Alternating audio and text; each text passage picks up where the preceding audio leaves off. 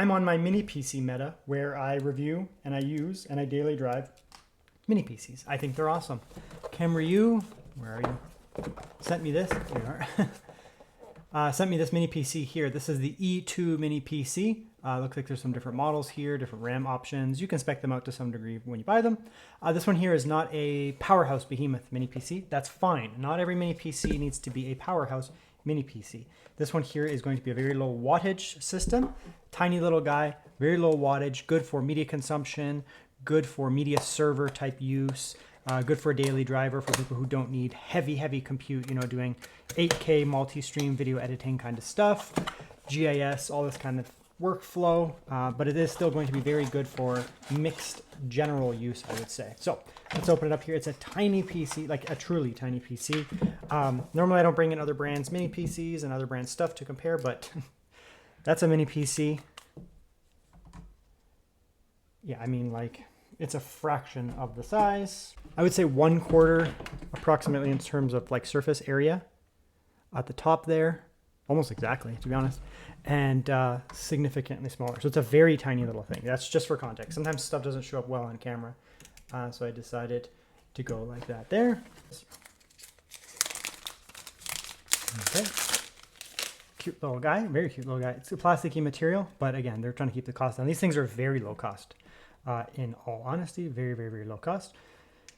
Power, 2 USB-C on the front, 2 USB-A in the front. They should be relatively quick, at least USB 3, so at least 5 gigabit.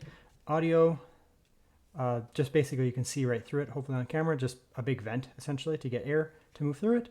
On the back you get 2 more USB, probably more ideal for slower devices like a mouse. Yeah, so that's a lock for the like physical top. So unlock, that's sliding something across there, and then it's just not opening. That unlocks it. Very good. So nice and easy to open because it's right on the top. Look at that cute little guy. So we have an air disc, which I've seen in some various different devices of late. Interesting. It must be like an up and coming or like an OEM thing. Maxio controller, so it should be okay. Some NAND chips on it. And then single SSD, or single RAM here. So just one stick, 16 gigabytes. Again, it's not a gaming PC, so it's fine. What you're going to be using it for, to have a single stick. It's also tiny. So, you know, if this was some powerhouse device, I might be like, well, why does it only have a single stick? This is not that case. And then the fan is underneath there. I don't need to take the whole thing apart to get underneath. It's not required. It should run nice and cool based on the chip that's in here. So that's tiny and very cute. Let's get it set up. I'll get rid of this giant mini PC and we'll hook up this tiny little mini PC. Look at that cute little box there. So now what we do is we hook up Bluetooth.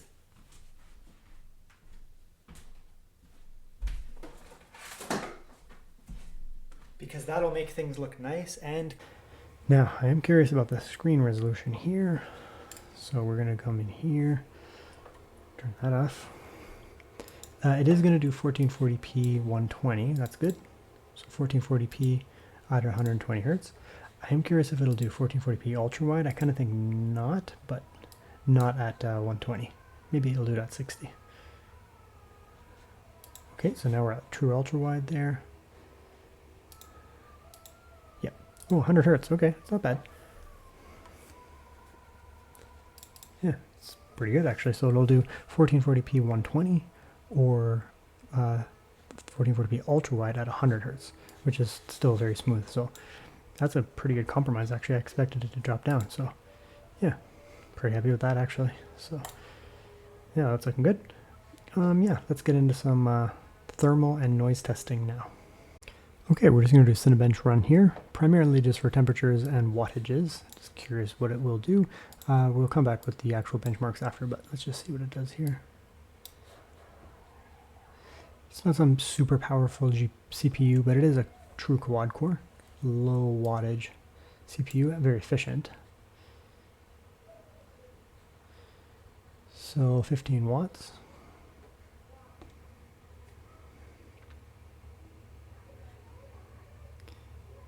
The mini PC is actually completely silent. I'm actually doing a data backup off camera here.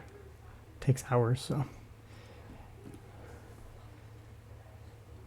Yeah, the mini PC is completely silent. There's actually no noise whatsoever. I'll bring it right up to the camera, right up to the mic. you can't hear it, put it that way. It's completely silent under full load. So yeah, if you're looking for a completely undetectable mini PC, that's one. It looks like it will be static at about 14-15 watts, which is good. And temperature is nothing. I mean, it's got a pretty big fan in there for the low wattage chip, so it's never going to get hot. Honestly, you could just run this thing 24/7 under full load.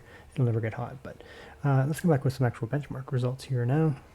Now, you may think on this tiny little thing, you're not going to be able to play games. This is Streets of Rage 4, 1440p, not even 1080p, and ultra presets. You can see we're getting about 50. You could turn it down.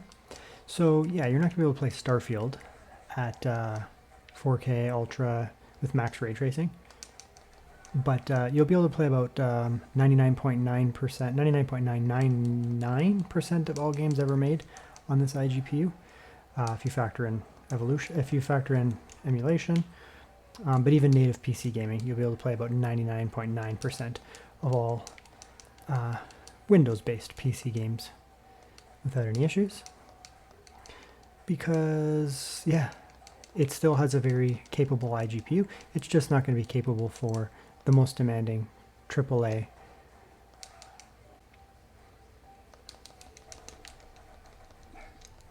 Never used it before.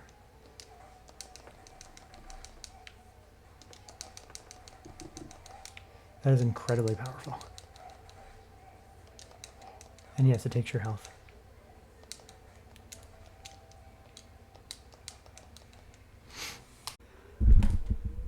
Okay, and I think that's that for the Kamrui mini PC here. What do I think of it? It's so cute and tiny. It may not show up so large, may not show up so tiny on camera, but I don't know. Here is an SATA SSD, just like a generic SATA SSD.